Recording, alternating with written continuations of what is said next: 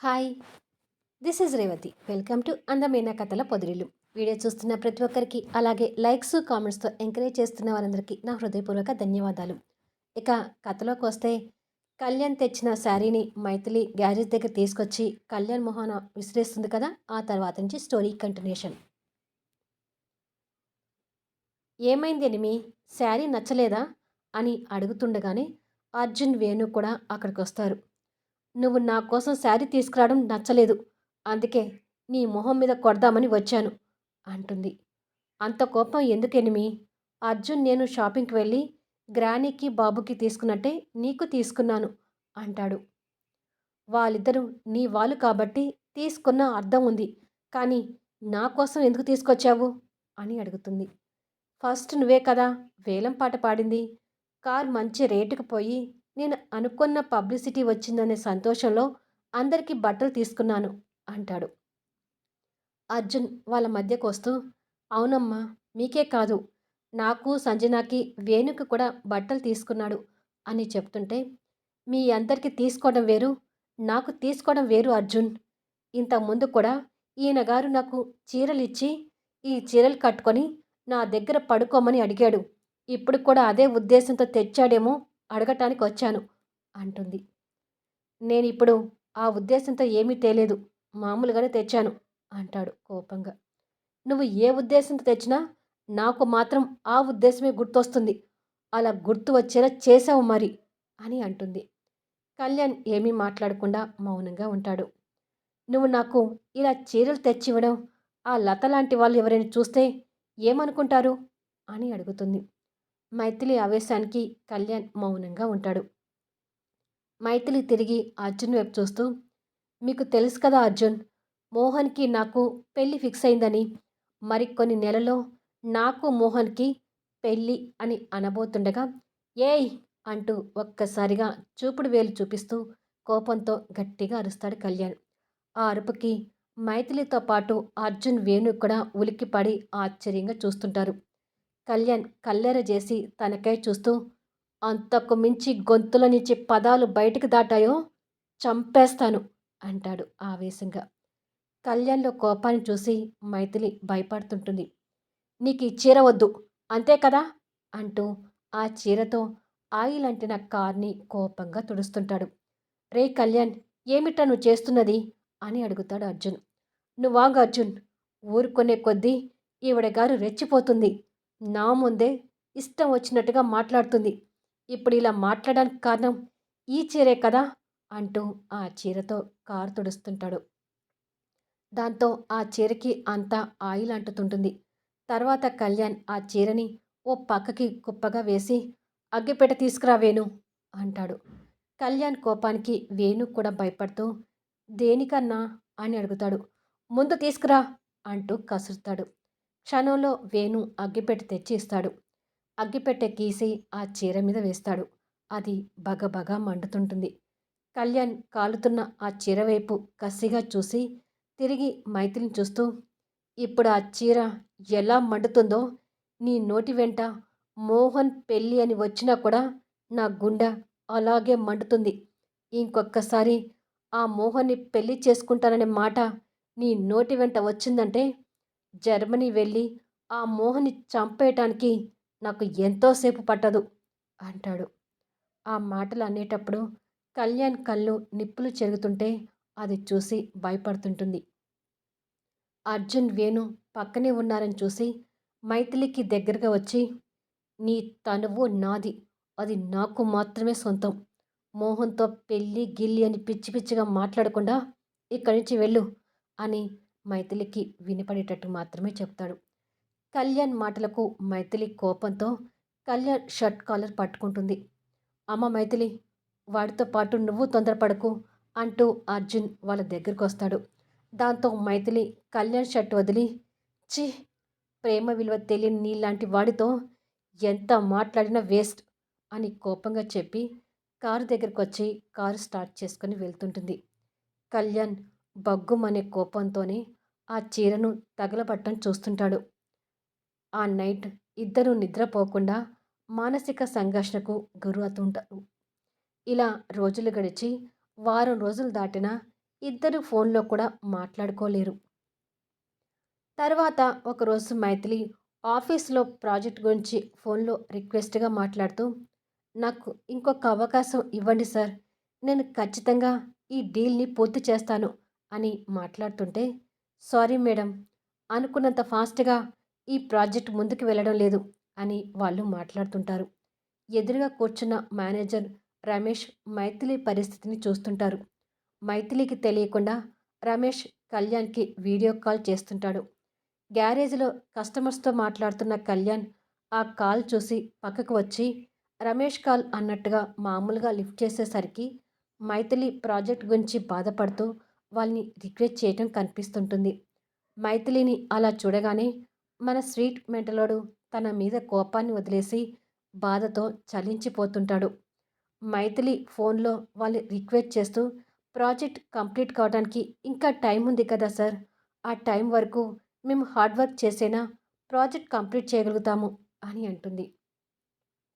Time ఉంది madam, కానీ అది నెల రోజులు మాత్రమే. మీరు ఎంత హార్డ్ వర్క్ చేసినా ఒక నెలలో ప్రాజెక్ట్ కంప్లీట్ చేయలేరు. ప్రాజెక్ట్ని డిలే చేస్తూ మీతో పాటు మాకు కూడా నష్టాలు వచ్చేటట్టుగా చేస్తున్నారు అని అటు నుంచి ప్రాజెక్ట్ డెలిగేట్స్ మాట్లాడుతుంటారు. వాళ్ళకి సమాధానంగా మైథిలి మాట్లాడడం విని కళ్యాణ్ ఆశ్చర్యపోతూ, ఓ గాడ్, ఆఫీస్ వ్యవహారాలు ఇంత క్రిటికల్గా మారే వరకు నాకు తెలియకుండా ఉంచారేంటి అని అనుకుంటాడు. కొద్దిసేపటికి సారీ రమేష్ బయటకొచ్చి కళ్యాణ్కి మామూలు కాల్ చేసి, ఇది కళ్యాణ్ పరిస్థితి అంటాడు. పరిస్థితి అంతవరకు వచ్చే వరకు ఏం చేస్తున్నారు? అక్కడ ఏ ప్రాబ్లం ఉన్నా నాకు చెప్పమని చెప్పాను కదా అంటాడు. మైథిలి మేడం చెప్పనివ్వలేదు. ఏ సమస్య ఉన్నా నేనే సాల్వ్ చేసుకుంటానని మొండిగా వ్యవహరించింది. ఇక పరిస్థితి విషమించుతుందని మేడంకి తెలియకుండా నీకు వీడియో కాల్ చేశాను అంటాడు. ఈ ఎనిమి ఒక్కొక్కసారి నాకంటే ఎక్కువగా మెంటల్గా ప్రవర్తిస్తుంటుంది అని మనసులో అనుకొని, ఒకసారి మేనేజర్ దగ్గర ఉన్న ల్యాప్టాప్ తీసుకొని గ్యారేజ్ దగ్గరికి రా, అసలు ప్రాజెక్ట్ పరిస్థితి ఏంటో చూసి దాన్ని కంప్లీట్ చేయగలుగుతామో లేదో చూద్దాం అంటాడు. సరే కళ్యాణ్, ఇప్పుడే వస్తాను అని ఫోన్ కట్ చేస్తాడు రమేష్. కళ్యాణ్ ఫోన్ పెట్టేసి టెన్షన్గా ఆలోచిస్తుంటే కాస్త దూరంగా ఉన్న అర్జున్ అది గమనించి దగ్గరికి వచ్చి, ఏమైందిరా, ఏంటి అలా ఉన్నావు అని అడుగుతాడు. ఆఫీస్లో ప్రాజెక్ట్ డిలే అవుతుందని పైనుంచి అధికారులు మైథిలి మీద ఫోర్స్ తీసుకొస్తున్నారు. పాపం మైథిలి, తను చాలా ఇబ్బంది పడుతుందిరా. పైగా ఎంతో కష్టపడి సంపాదించుకున్న ప్రాజెక్ట్ వాల్యూ లేకుండా పోతుందేమోనని భయమేస్తుంది. ఈ ప్రాజెక్ట్ కంప్లీట్ కాకపోతే ఇప్పటి వరకు ఉన్న కంపెనీ గుడ్ విల్ కూడా పోతుంది. ఎలాగైనా ఈ ప్రాజెక్ట్ నిలబెట్టాలి అంటాడు. కానీ ఎలారా, నువ్వు ఆ కంపెనీ నుంచి బయటకు వచ్చావు కదా అంటాడు అర్జున్. అదే నాకు అర్థం కావట్లేదు. కానీ ప్రాజెక్ట్ ముందుకు వెళ్ళాలంటే నేను మళ్ళీ ఆఫీస్లో అడుగు పెట్టి తీరాల్సిందే అంటాడు. అది ఎలా కుదురుతుందిరా? ఇంట్లో నుంచి ఆఫీస్లో నుంచి నిన్ను పంపించిన మైథిలి ఇప్పుడు మళ్ళీ ఆఫీసులోకి ఎందుకు రానిస్తుంది? పైగా మన నీ మీద గొడవ పెట్టుకొని ఇంకా కోపంగా ఉంది. ఇలాంటి టైంలో నిన్ను ఆఫీస్లోకి అంటే కష్టమే అంటాడు అర్జున్. ముందు ప్రాజెక్ట్ వెరిఫికేషన్ చేసిన తర్వాత ఈ విషయం గురించి ఆలోచిద్దాం అర్జున్.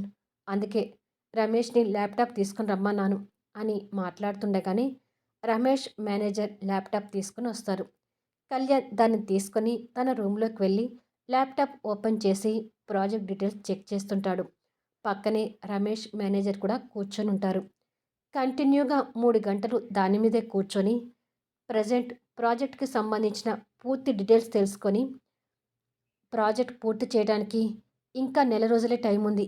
కానీ ప్రాజెక్ట్ వర్క్ మాత్రం 3 నెలలు పెండింగ్ ఉంది.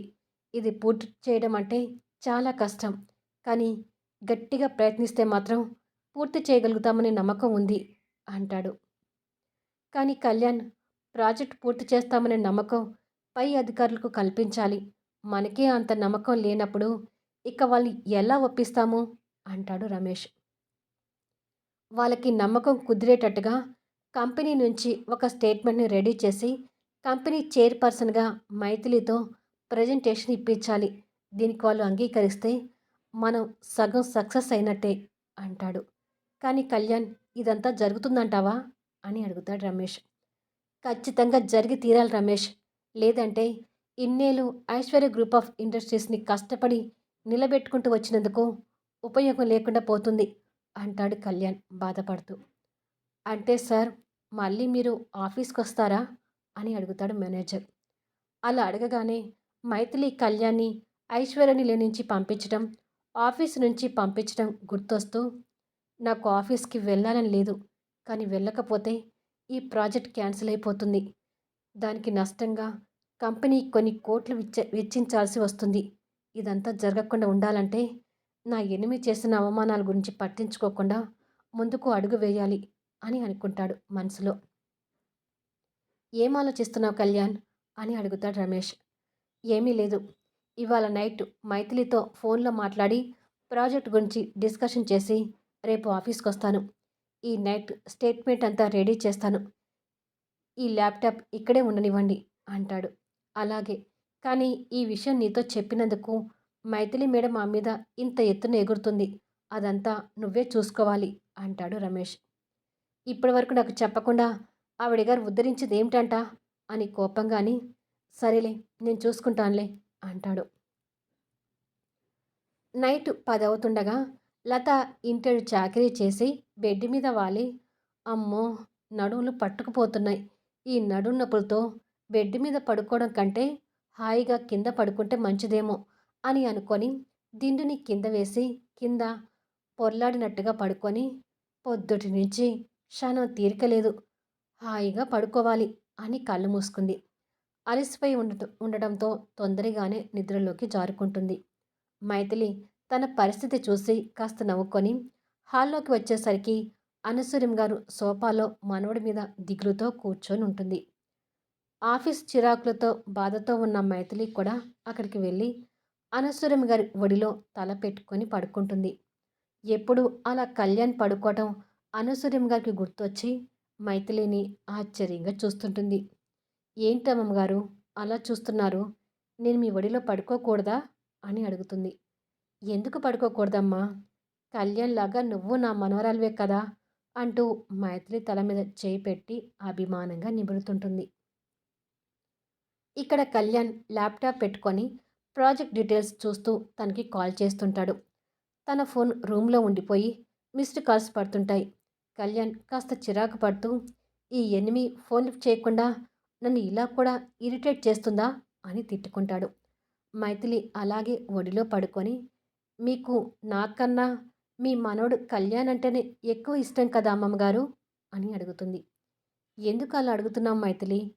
నేను నీ మీద చూపించే అభిమానంలో ఏదైనా తేడా కనిపించి ఇలా అడుగుతున్నావా అని అంటుంది.